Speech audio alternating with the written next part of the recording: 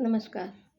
आज का विषय है प्रेमचंद युगीन उपन्यास और उपन्यासकार। प्रेमचंद युगीन उपन्यास 1918 से 1940 के बीच लिखे गए। मुंशी प्रेमचंद, जो उपन्यासकार और कहानीकार सम्राट के रूप में जाने जाते हैं, इन्होंने अपने उपन्यास में सामाजिक यथार्थ और राष्ट्रीय समस्याओं को केंद्रित किया है।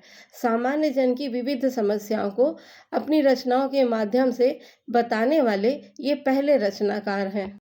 इनके उपन्यासों में वंचित, शोषित वर्ग, दलित, स्त्री, मजदूर आदि के जीवन से संबंधित और उनसे जुड़ी हुई विभिन्न छोटी बड़ी समस्याओं को बखूबी दर्शाया गया है। प्रेमचंद के उपन्यासों में सेवा सदन इनका पहला उपन्यास है, जो 1918 में लिखा गया। फिर वरदान 1921 में, प्रेमाश्रय 1929 में, गबन 1931 में, कर्मभूमि 1932 में और गोदान 1936 में लिखा गया। मंगलसूत्र इनका अंतिम उपन्यास है जो अधूरा रह गया था।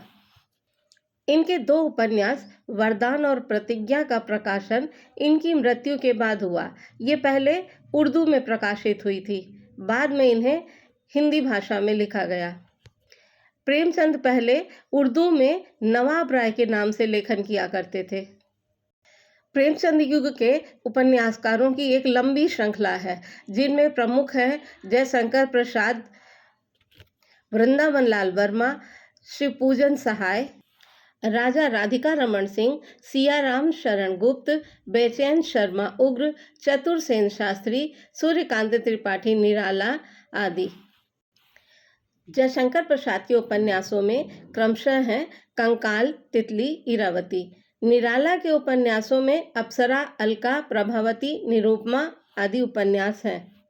बेचैन शर्मा उग्र ने चंद हसीनों के खुतूत, दिल्ली का दलाल, बुधवा की बेटी, शराबी उपन्यास लिखे। सियाराम शरण गुप्त ने गोद, अंतिम आकांक्षा और नदी उपन्यासों की रचना की है। इस युग में वृंदावन लाल वर्मा और आचार्य चतुर सेन शास्त्री ने ऐतिहासिक उपन्यासों की रचना की है, जिनमें वृंदावन लाल वर्मा का गढ़कुंडार, कुंडली चक्र और विराटा की पद्मिनी, झांसी की रानी, मृगनयनी आदि उपन्यासों की चर्चा की जाती है। चतुर सेन शास्त्री ने वैशाली की नगरवधू, मंदिर की नर्तकी और खून की प्यास आदि उपन्यासों की रचना की है। जैनेन्द्र ने प्रेमचंद की परंपरा को आगे बढ़ाते हुए उन्हीं की तर्ज में उपन्यास लेखन किया है। इनके प्रमुख उपन्यासों में परख, सुनीता, त्यागपत्र उपन्यास माने जाते हैं। साहित्य जगत में प्रेमचंद युगीन उपन्यास काल का स्वर्ण युग माना जाता है। इस युग के उपन्यास सामाजिक चेतना के विकास में सहायक सिद्ध हुए हैं।